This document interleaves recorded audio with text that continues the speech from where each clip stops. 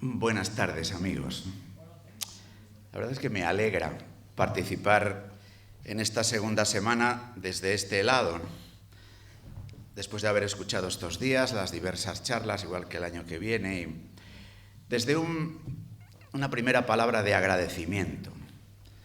A mí la verdad es que siempre, de alguna manera, la cercanía a lo que las cofradías realizan, fundamentalmente, ¿no?, en una diócesis como la nuestra, empezando, diría yo, por Medina de Rioseco. Yo soy de un pueblo cercano a Medina de Rioseco. Esta ciudad, Medina del Campo, siempre el participar en actividades realizadas en Semana Santa por las cofradías y luego en otras expresiones de la religiosidad popular, ¿no?, enlazan con una pasión que yo he vivido desde joven en esta ciudad, ¿no?, y es la importancia de lo que ocurre en la calle, de la importancia de lo que pasa en las plazas, en las calles, como lugares de encuentro, como lugares donde también hacemos presente nuestra condición de ciudadanos, en este caso concreto nuestro, de creyentes. Si Francisco, el Papa que preside la caridad de la Iglesia en este momento, nos invita a todos con especial fuerza a salir, de alguna manera podríamos decir que la devoción popular manifestada en la calle ya ha salido, ya está fuera. Quizás la insistencia que hemos escuchado estos días, ¿no?, en las charlas que hemos escuchado por parte, primero, de nuestro señor arzobispo, don Ricardo, y después de dos sacerdotes jóvenes para la media de lo que tenemos en nuestra iglesia que peregrina en Valladolid, ¿no?, Julio y Oliver, ¿no?, oírles hablar con pasión, ¿no?, del ideal que nos planteamos vivir, ¿no?, es porque Francisco nos invita a salir a la calle, pero no a salir a dar una vuelta, sino a salir acompañando de alguna manera la salida que Jesús quiere hacer, para llevar su anuncio, que es buena noticia, y de alguna manera poder expresar con nuestras propias manos la misericordia que brota del corazón de Cristo. Esta diócesis, esta ciudad, y digámoslo aquí en este solar, ¿no?, en este sitio tan vinculado al corazón de Jesús, tiene un manantial desde donde poder cultivar esto que estamos llamando devoción popular, religiosidad popular, y darla carne y forma de diversas maneras, ¿no? A veces, en la vida de la Iglesia, perdonadme este prólogo antes de empezar a hablar de curas, que es lo que me toca a mí esta tarde, ¿no?, a veces se plantea un falso dilema en la vida de la Iglesia, que es el falso dilema entre la religiosidad popular y lo que pudiéramos llamar su alter, la religiosidad ilustrada. En un momento dado, después del Concilio Vaticano II, hay como un auge de religiosidad ilustrada, un deseo de conocimiento de la palabra de Dios, estudiándola, incluso tratando de sacar de ella hasta lo que no tiene, con un esfuerzo, ¿no?, de procesos formativos, de impulso de la catequesis, de cultivo de la intelectualidad. Sin duda ninguna, este esfuerzo le necesitamos en la Iglesia. Pero cuando se viven las cosas modo moderno, de manera como de dialéctica de contrarios, cuando la afirmación de una cosa parece que tiene que llevar consigo siempre la negación de otra que está al lado, se produce un desequilibrio, que seguramente es una de las patologías de nuestra comunidad eclesial.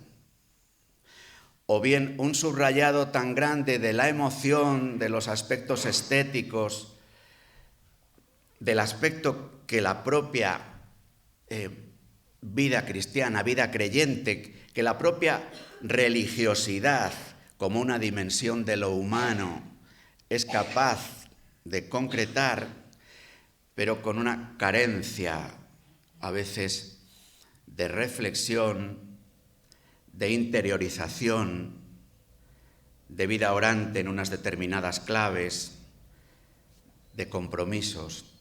Pero hete aquí que en el otro lado, el cultivo de los saberes, el conocimiento de lo que puede decir la Biblia, o el saberse más o menos el credo, o el contarse las historias de cómo han sido elaborados los dogmas y saber los cotilleos eclesiales, y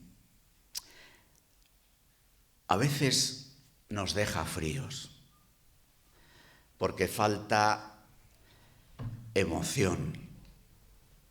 Y la vida religiosa es también emoción. También eso que queremos expresar, que va más allá de la emoción con la palabra piedad. En estos días hemos escuchado al obispo lo que la Iglesia pide. Hemos escuchado al director del Centro de Espiritualidad hablarnos de una genuina espiritualidad cofrade. Escuchábamos ayer hablar a Oliver de lo que la palabra cofradía, hermandad, y más allá de la palabra, lo que la experiencia de fraternidad cofrade puede significar de nosotros, viviéndolo con toda su exigencia. Ante esto, ante este baño que en esta Semana de Religiosidad Popular os estamos dando, de identidad de la vida de las cofradías, de propuesta del ideal de lo que la vida cofrade, de lo que la hondura de una experiencia de espiritualidad en torno a Jesucristo, a la Virgen, especialmente en algún rasgo de su vida, podemos un poco como tener la impresión de, bueno, ¿cuánto? Y de sentirnos como desbordados e incluso a veces juzgados. Yo creo que en lo humano siempre hay un peligro. O que nos veamos desde el ideal que nunca somos capaces de alcanzar con las manos y que normalmente termina derivando en ideología. O que nos veamos solo desde la fragilidad, desde los errores, desde la impotencia, y pensemos entonces que no merece la pena plantearnos cosas, porque pensamos que somos nuestros errores o pensamos que solo somos nuestras ideas. En realidad, amigos, y qué bien se expresa en una procesión, somos peregrinos. Somos seres en camino. Hay un don que nos precede, un don que nos acompaña, un don que nos espera. Pero nuestro camino es un camino de fragilidad, es un camino limitado.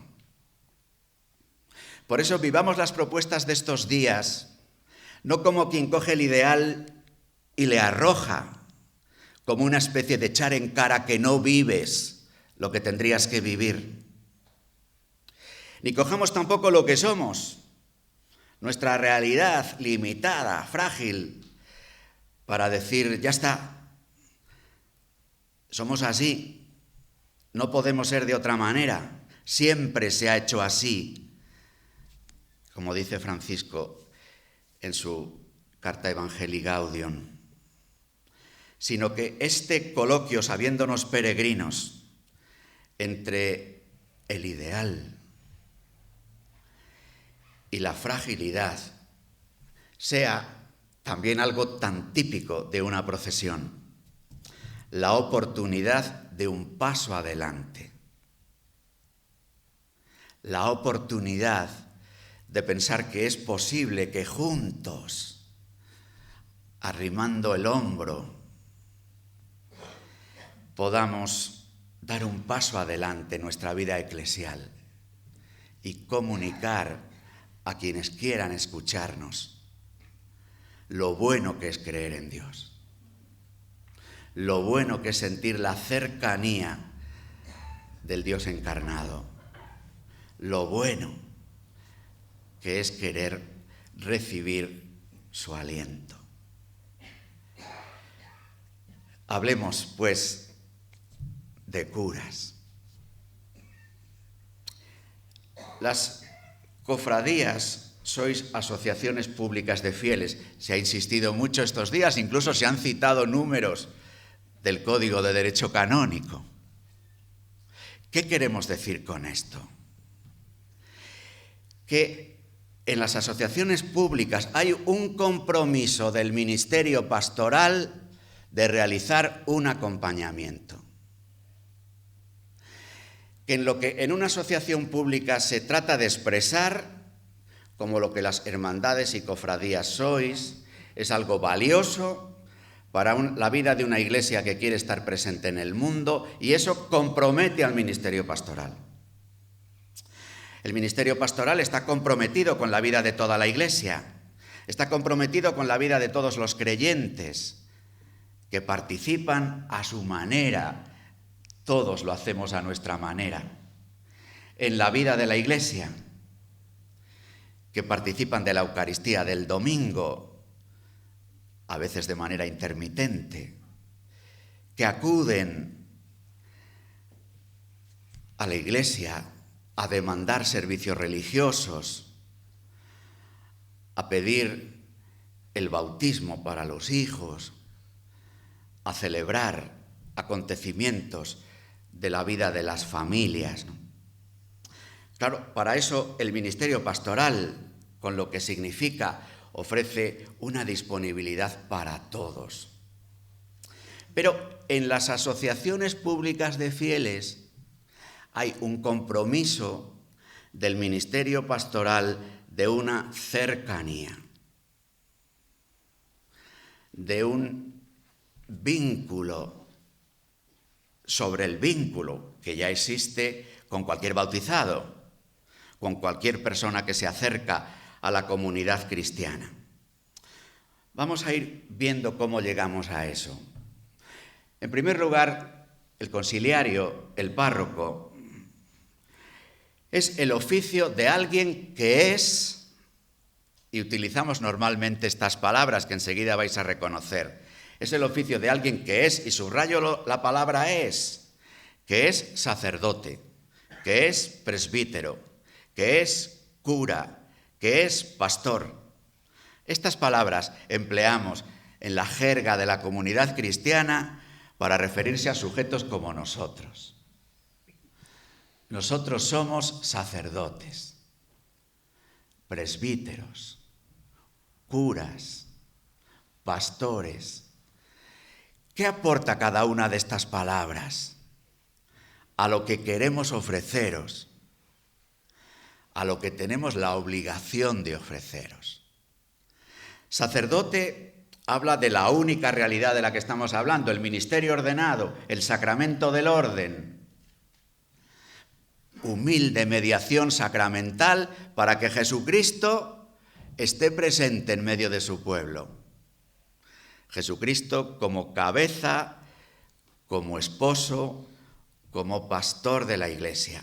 Somos una humilde mediación sacramental para que podamos escuchar todos con nuestros propios oídos, porque nosotros, los que somos sacerdotes, presbíteros, curas, pastores, necesitamos que alguien nos perdone los pecados. Y ese alguien solo es uno, Jesucristo. Y yo cuando voy a confesarme, puedo escuchar en la humilde mediación sacramental de un hermano presbítero: yo te perdono. Y es Jesucristo quien me lo dice, aunque haya tomado prestada la palabra de un frágil hermano como soy yo. Sacerdote habla de una vinculación singular con Jesucristo.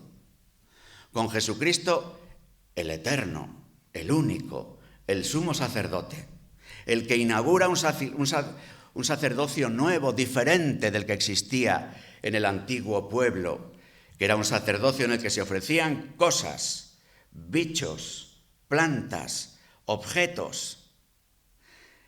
El sacerdocio que inaugura Jesucristo es un sacerdocio sorprendente, porque Él es el sacerdote, sí, pero Él es también la víctima que se ofrece y el altar donde se ofrece el sacrificio. La palabra sacerdote, tan utilizada entre nosotros, habla de la vinculación singular que el que así se llama tiene con el único sacerdote. ¿Para qué?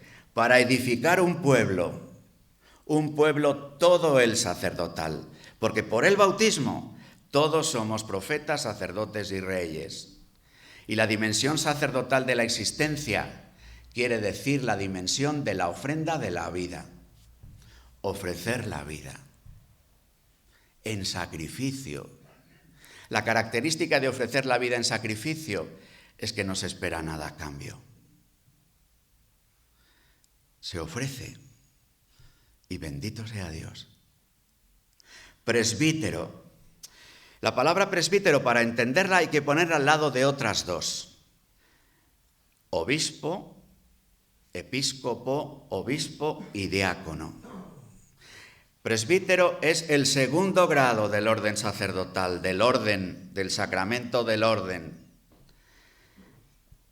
Presbítero tiene fundamentalmente una dimensión eclesial. Uno, cuando es ordenado, la propia palabra orden, ordo, quiere decir esto. Cuando es ordenado, entra en un ordo, en un colegio, en una fraternidad sacramental.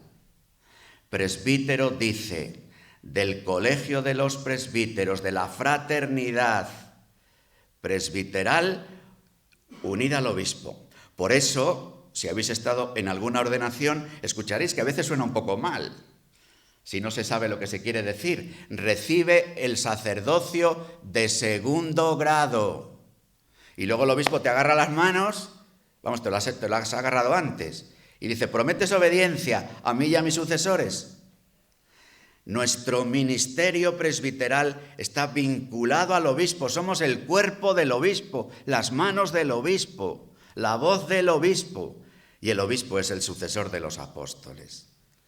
Presbítero dice, por tanto, de relación entre los sacerdotes que son presbíteros, de fraternidad presbiteral. Los 250 presbíteros de la diócesis de Valladolid, unidos al obispo, tenemos la responsabilidad del pastoreo de toda la iglesia de Valladolid. Luego, por cuestiones prácticas, nos dividimos y decimos, ala, tú a San Martín, ala, tú vicario general, porque hay que distribuirse las tareas, pero tenemos una única solicitud por toda la iglesia. Por eso, ¿qué ocurre? Que en la tentación de todo presbítero hay el ser un mini obispo y creerse él en su parroquia o en su cofradía o en su comunidad o en su capellanía o en su lo que sea, el obispo de la diócesis, y hacer por sí y ante sí, y reírse de los planes pastorales y de lo que haga falta, porque eso tiene una explicación histórica, pero no es el momento de entretenernos en eso. Pero el Concilio Vaticano II, que trata de rescatar con fuerza la dimensión sacerdotal y la dimensión presbiteral del único sacramento del orden, trata de que caigamos en la cuenta de que si nuestro ministerio está unido a los apóstoles, y los apóstoles eran 12, y Jesús les envió de 2 en 2, que esa forma fraterna de ser es nuestra manera de estar, habría de ser esto. Pero ya os dije antes que el ideal le vivimos en la fragilidad. Si ayer Oliver nos decía a todos, ¿no?, con fuerza, que los cofrades tenemos que ser de una manera singular, hermanos, hoy yo puedo decir con fuerza que los presbíteros tenemos que ser, vivir, aparentar Aparentar en el mejor sentido de la palabra, no como apariencia externa, sino que lo que somos desde dentro aparezca afuera, como verdadera fraternidad. Vosotros veis claramente que dejamos algo que desear,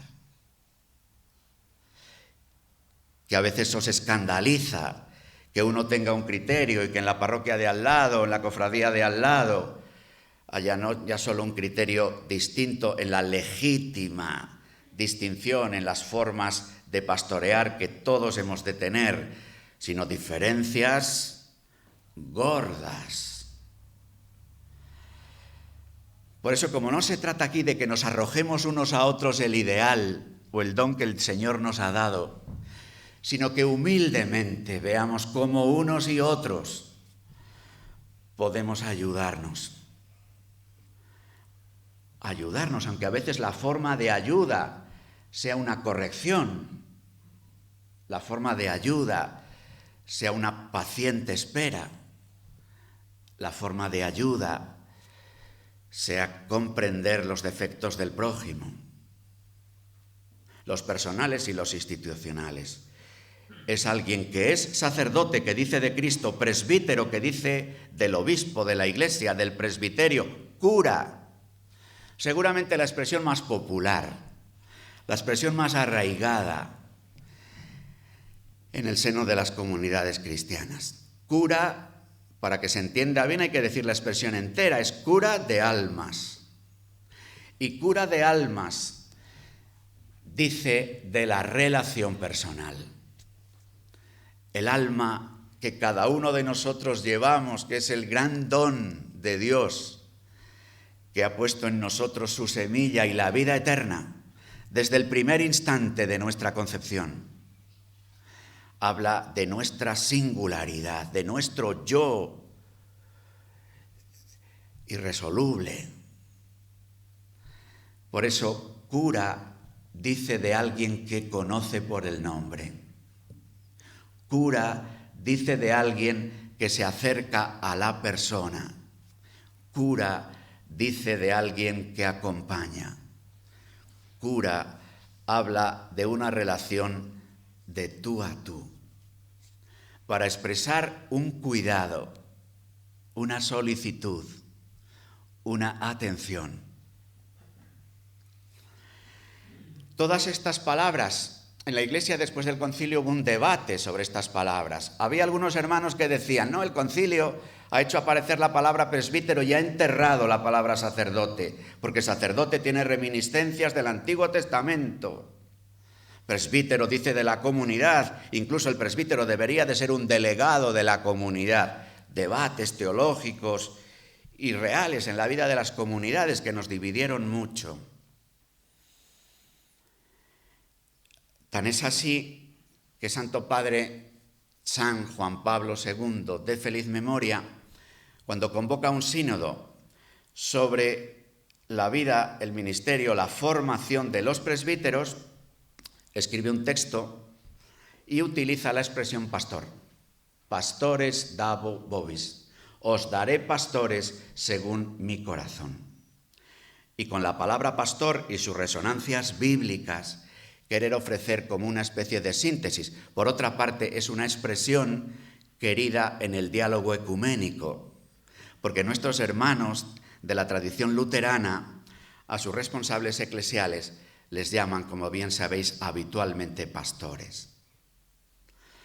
Pero en la resonancia bíblica y en lo que Juan Pablo II subraya con la expresión pastor, sería como una síntesis del que da la vida, porque el buen pastor es el que da la vida por las ovejas, sacerdote.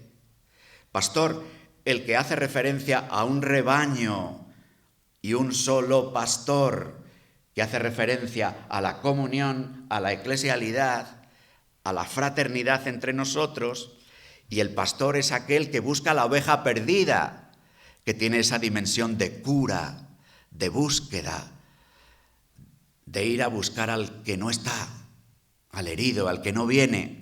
Claro, esto pide de nosotros un cambio de mentalidad, porque a veces lo que hacemos es reñir al que no viene. Mejor solemos reñir a los que vienen para que se lo cuenten a los que no vienen.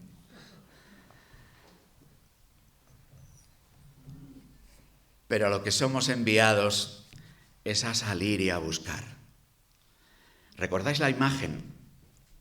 A traer a hombros o en hombros a la oveja que, además de estar perdida, lo mismo está herida. Y a la que hay que acoger y cuidar, pastor. Bueno, ¿ves? Por tanto, el conciliario, el párroco, es un oficio, pero un oficio de alguien que es sacerdote, presbítero, cura, pastor. Pero este oficio se ejerce en un ministerio que es común luego a cualquier tarea sacerdotal, presbiteral, de pastor, de cura en la vida de la Iglesia. Este oficio es el que expresa el triple oficio de la vida de la Iglesia, el triple ministerio de la vida de la Iglesia. Nosotros estamos llamados a ofrecer algo que no es nuestro. Estamos llamados a ofrecer la palabra de Dios que no es nuestra. Estamos llamados a ofrecer la gracia de Dios que no es nuestra. Estamos llamados a ofrecer la caridad de Dios que no es nuestra. Estamos llamados a ofrecer la palabra y por eso predicamos la palabra. Estamos llamados a ofrecer la gracia a través de los cauces de la gracia, de los sacramentos. De una manera singular, el perdón y la Eucaristía. Estamos llamados a presidir la caridad de la comunidad cristiana. En una caridad que no es nuestra y que está en el pueblo santo también, aunque no sea de él, porque es de Dios, pero a través del bautismo, a través de la iniciación cristiana, a través de los sacramentos, el pueblo santo es depositario de la caridad. En la forma de caridad política, en la vivencia de la vocación laical, caridad política, es decir, caridad vivida en medio de la polis, de los asuntos, de la vida familiar, de la vida laboral, de la vida de vecinos, de la vida de las calles y las plazas. No digo caridad política solo en el sentido más moderno de la comprensión de lo político, solo en una traducción partidista o partidaria de lo político, sino una expresión más noble, más ancha, más universal, más católica de lo político.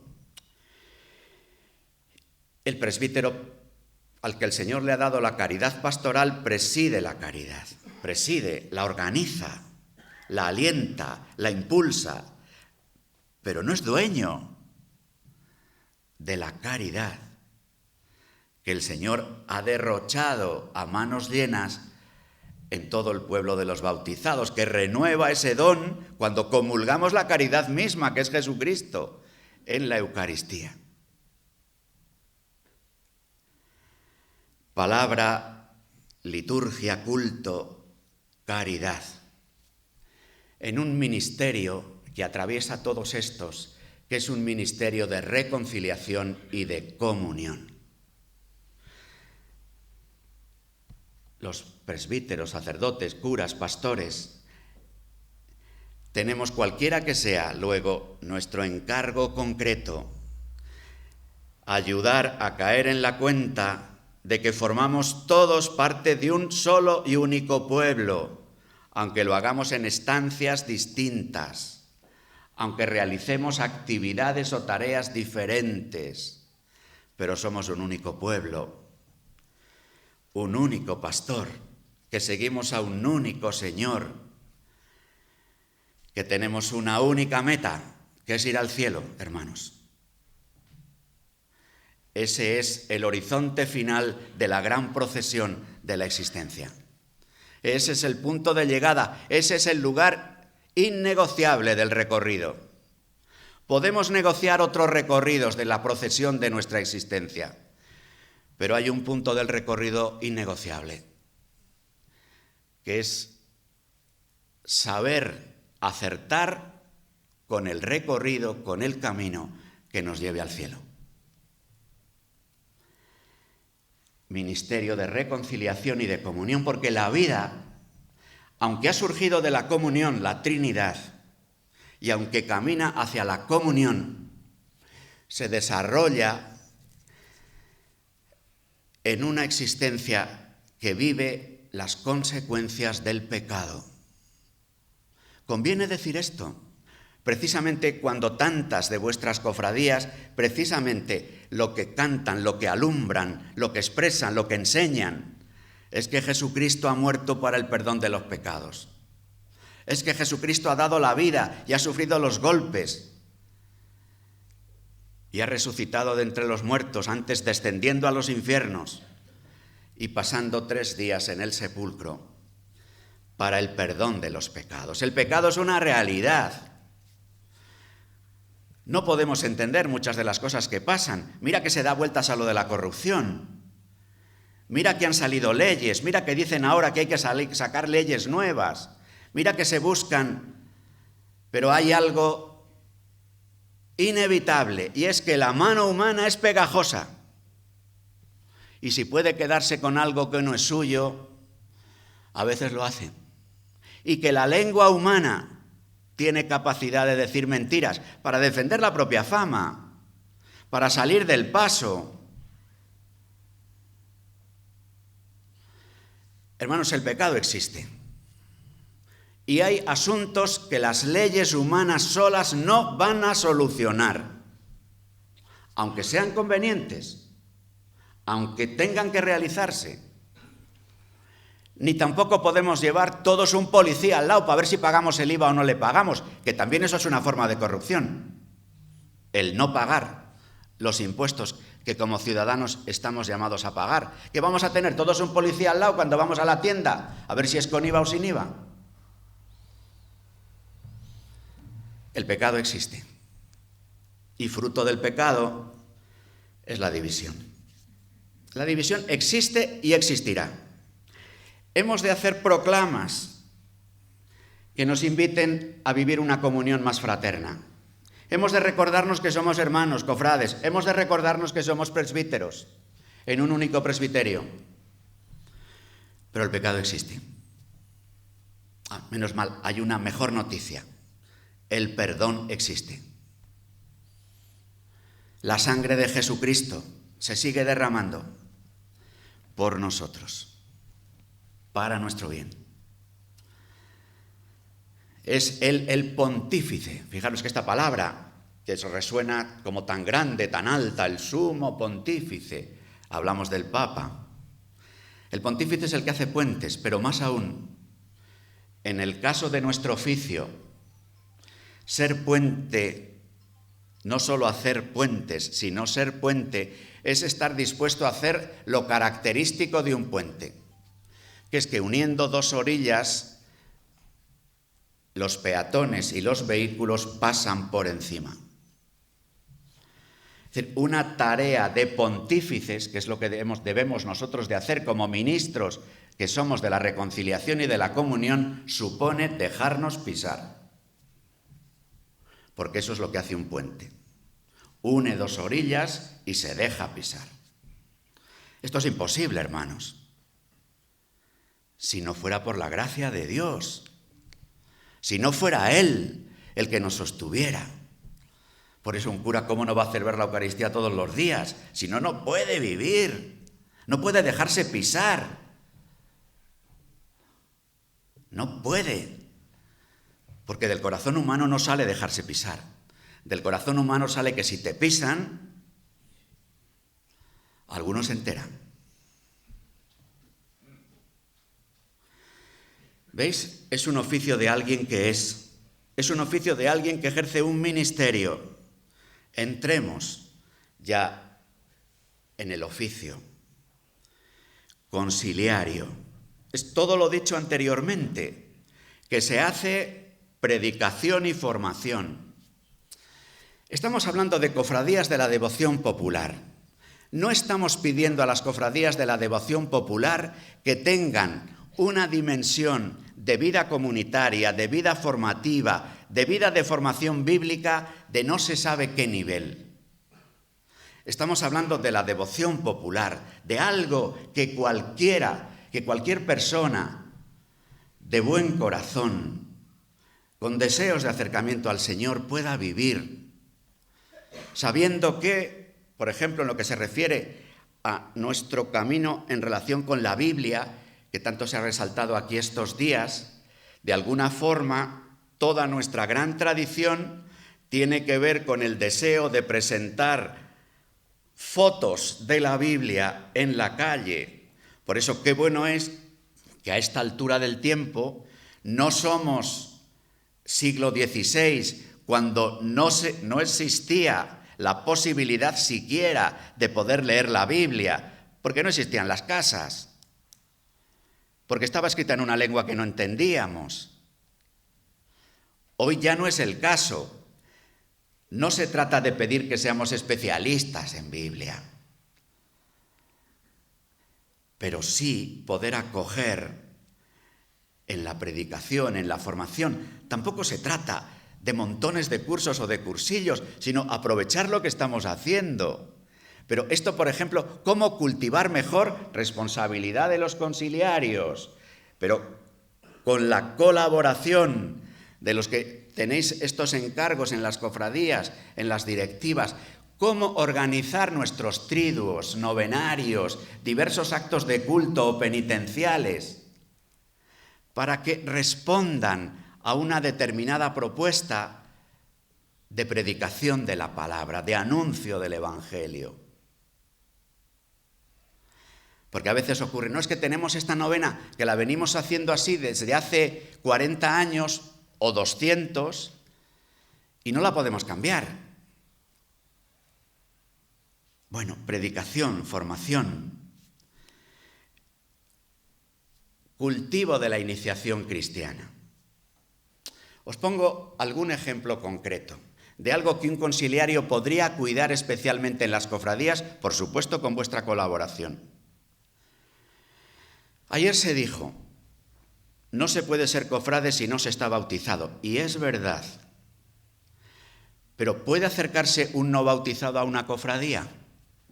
Si se acerca un no bautizado a una cofradía, simplemente le damos un portazo y le decimos, no estás bautizado, no puedes ser cofrade. ¿O escuchamos por qué viene? Y tratamos de acompañar su deseo, el que sea en ese momento. Podríamos ofrecerle luego la posibilidad de dar un salto, que lo mismo la cofradía como tal no puede hacer, pero que existe en la diócesis. Un catecumenado de adultos, la posibilidad de bautizarse. A veces las cofradías nos decís, ¿por qué no podemos hacer primeras comuniones en nuestras sedes? Los que tenéis sede propia, u otros diciendo, ¿por qué no hacen todos la primera comunión aquí, aunque sean de otra parroquia? La primera comunión no es la última. Podríais organizar en las cofradías segundas comuniones, terceras comuniones.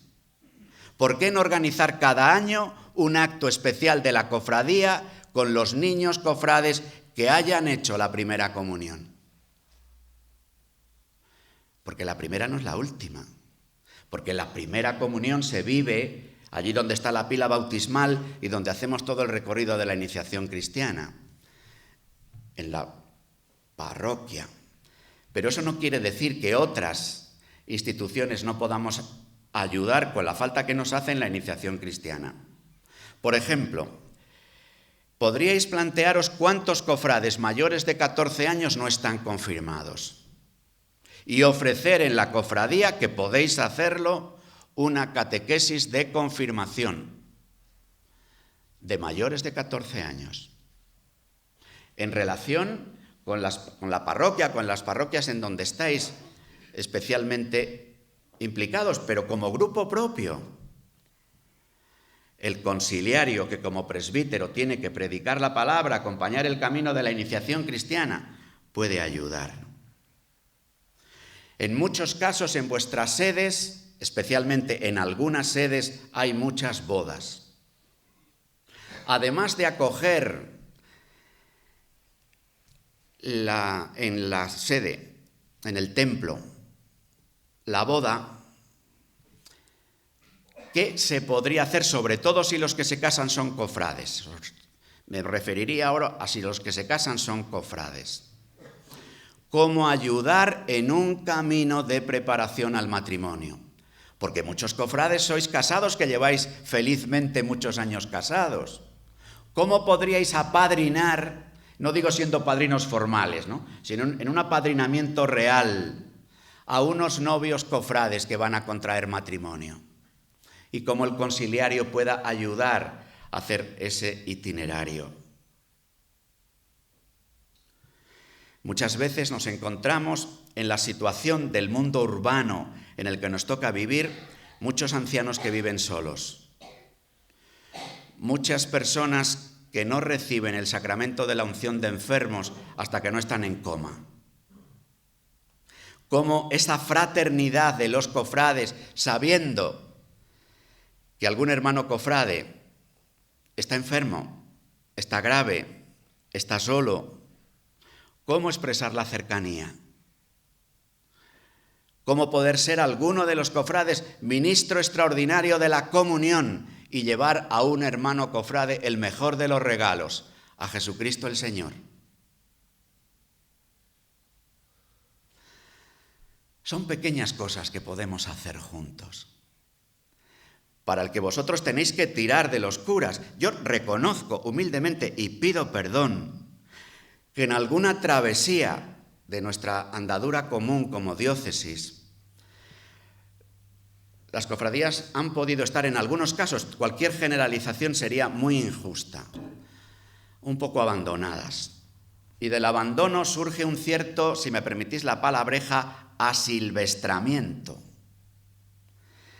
Entonces, ayudémonos, colaboremos, pidamos a cada cual que pueda realizar aquello para lo que el Señor le ha llamado.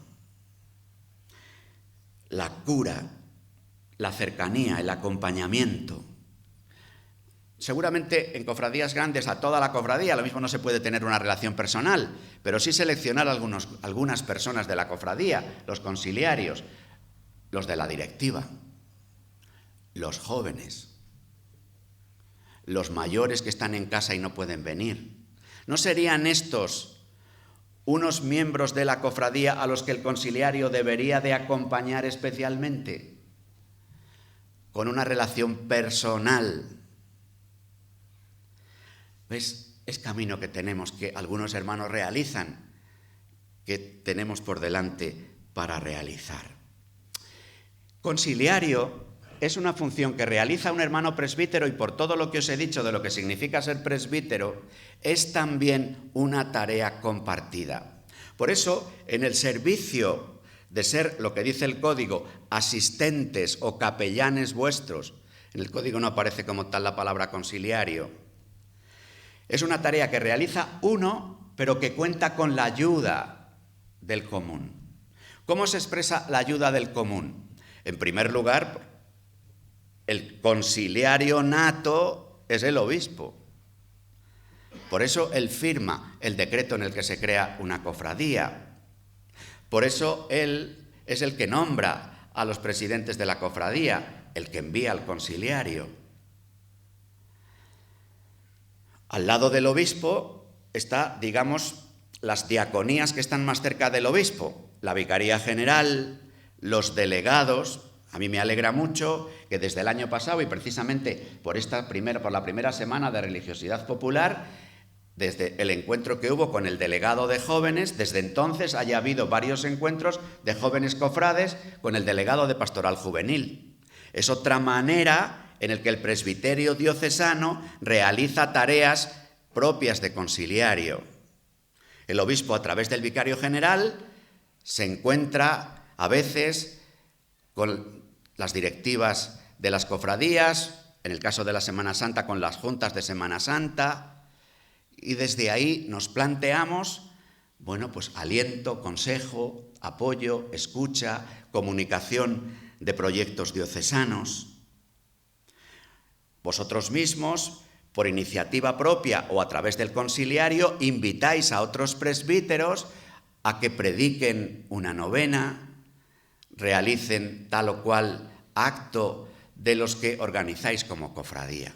Es decir, que la tarea de conciliario se realiza personal y comunitariamente. Lo realiza un presbítero y al mismo tiempo el resto del presbiterio diocesano en algunas personas colabora o ha de colaborar. El conciliario ha de recordar la identidad y acompañar los pasos para crecer en la identidad, en la espiritualidad, en lo que nos hemos dicho estos días, encontrando en el conciliario una ayuda. Yo creo que es una cosa que expresa muy bien lo que el conciliario puede ser, que los estatutos de vuestras cofradías y hermandades digan: el conciliario, cuando participa en las juntas de gobierno o en los cabildos o en las asambleas plenarias, tiene voz pero no tiene voto.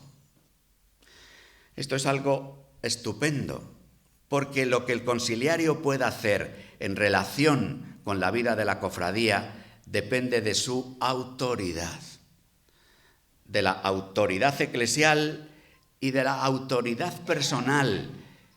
La autoridad eclesial es un don que recibe, la autoridad personal se la ha de ganar en el trato, en la relación, en la cercanía, en la servicialidad. Entonces su palabra resonará de forma especial. Aunque no tenga voto, aunque luego a la hora de organizar las cosas sois los que sois, quienes tenéis que tomar las decisiones. Vamos a acabar haciendo alguna mención al párroco. Como Manuel ha dicho antes, en muchos casos párroco y conciliario coinciden. Montones de pequeñas cofradías de nuestras parroquias rurales tienen en el párroco el único conciliario, de cofradías del Carmen o del Corazón de Jesús o de cualquier otra cofradía, ¿no? Entre nosotros, también en las ciudades grandes de la diócesis, ¿no?, los párrocos son conciliarios, pero además de los párrocos aparecen otros sacerdotes. Es una tarea intercambiable. Lo que ocurre es que el párroco tiene unas características que, aun siendo conciliario de la cofradía, no puede renunciar.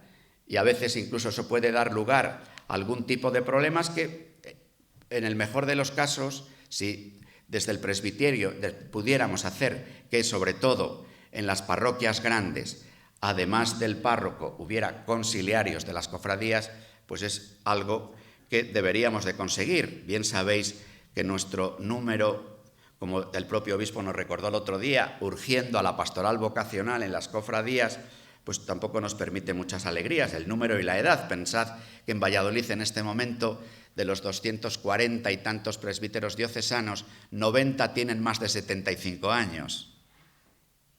Es verdad que muchos, esos beneméritos hermanos mayores de 75 años, muchos son los que se están prestando servicios en tareas de conciliarios o de ayudaros en diversas celebraciones o actos de culto y demás.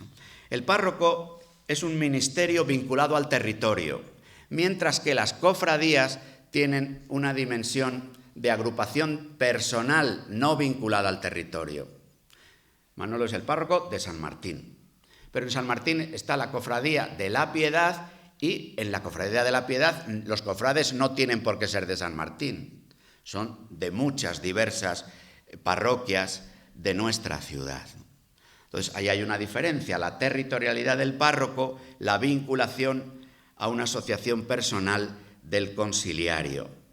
El párroco que preside la caridad de esa comunidad cristiana asentada en un territorio tiene una obligada solicitud por todas las personas y por todas las realidades que existan en el seno de la comunidad cristiana, y además con el deber de promover cuantas mejor cosas mejor, incluso abriendo la puerta para que puedan llegar diversas realidades.